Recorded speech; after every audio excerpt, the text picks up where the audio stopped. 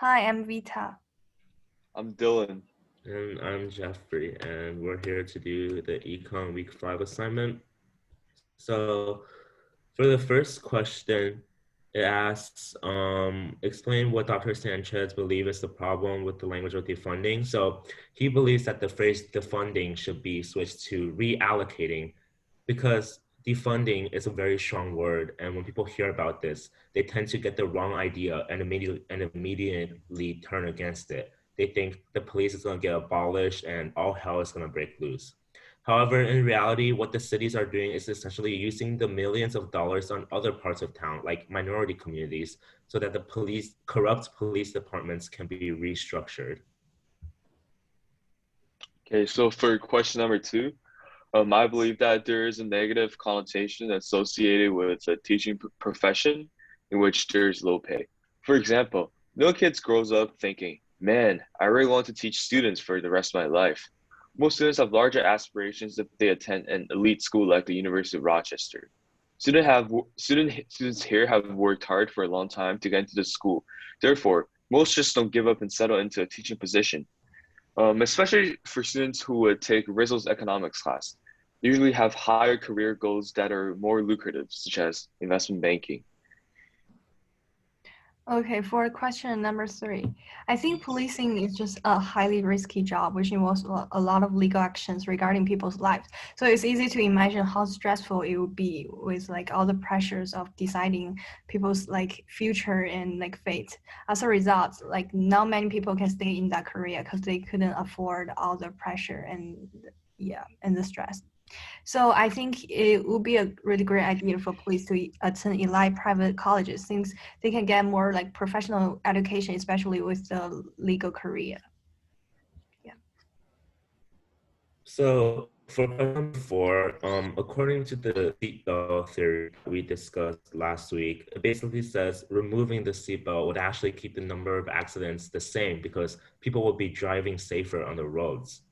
So by the same logic, if the police had a more extreme form of weapon than a taser, like a gun, there wouldn't be cases like where people steal the police tasers and then run off with them.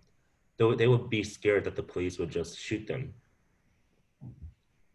So for number five, I think that the police now have trouble accepting more risk for their uh, for their job as part of their culture and standard policing protocols because the current system provides some unnecessary protection and therefore makes them secure without taking more risks at their job.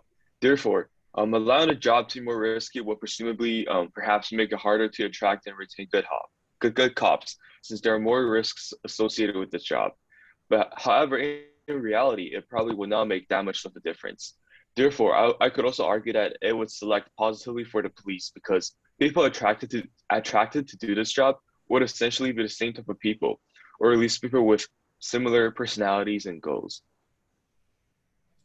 So for question number six, in police brutality situations, most of the modes belong to the quick instinctual response rather than a long thought out one because it's such a dire situation.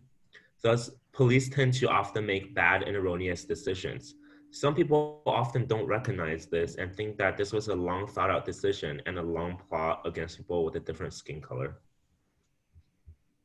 For question number seven, officers should in the center and chest in order to protect other people in that situation. So if an officer is in a position where he has to apply deadly force, it represents that it's the only way and the responsibility for him at this point is to protect everyone else. So by shooting the center, officers are able to avoid like shooting the innocents.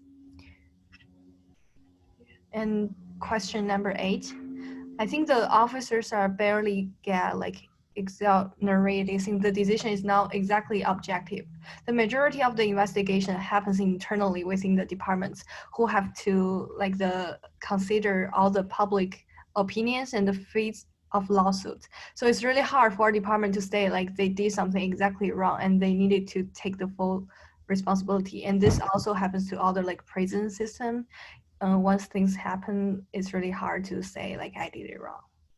Yeah. Okay, so for number nine, By definition, qualified immunity is a legal principle that grants government officials performing discretionary functions immunity from civil suits unless the plaintiff shows that the official violated clearly established statutory or constitutional rights of which a reasonable person would have known. So an economic case of why we have it is to save resources and by providing protection from civil lawsuits for the police so they can maximize their effort on doing their actual jobs. An economic case for why we need to get rid of it is because we need to let the police have higher work efficiency and prevent them from any misbehavior. So we shouldn't allow them any room for mistakes. According to the podcast, an individual police can't be sued for doing something that is allowed in their policies. In the video, there's a professor who has proposed to get rid of the qualified immunity policy and make all the police officers get some insurance for themselves. However, this means that the police officers who work in higher crime rate areas would have to pay more, which is quite unfair.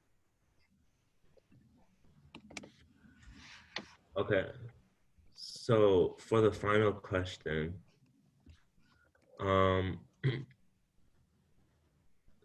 explain why the issue of policing, especially in lieu of protest movements in history, is a challenge for the Medicare for All and free college arguments.